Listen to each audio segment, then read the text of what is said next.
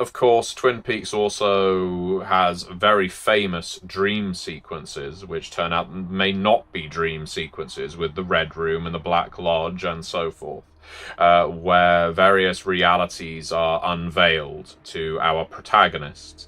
And what's more, with those kinds of places, yes, in a game of Curseborne, you can make those kinds of spaces into interstitial zones, but you can make them into dreams. You could have the Roadhouse, you could have the Double R Diner, you can have other elements of Twin Peaks as shattered spaces, especially the Roadhouse, which is a place where it seems violence inevitably breaks out whenever anyone goes there.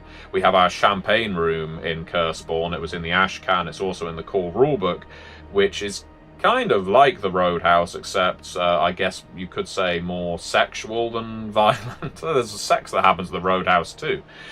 I think that when you take in the breadth of David Lynch's work, and I strongly recommend people who are looking for some interpretive art do so, because the number of ideas I have been able to pluck from the works of Lynch and put them in my games, mainly Curseborne, but I've done it with others as well. World of Darkness, Chronicles of Darkness is just such a well, such a font of knowledge, of ideas.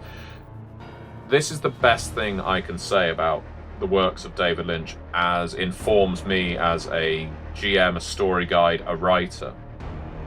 I can keep revisiting a movie like Inland Empire, and every single time I watch it, as uncomfortable as viewing that movie may be, I can pull a new idea from it, and I can twist that idea and I can present it in a different way. And one of the reasons for that is because Lynch doesn't provide answers necessarily.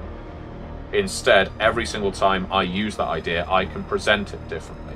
I can provide a different reason, a different conclusion, if indeed I want to provide a reason or conclusion.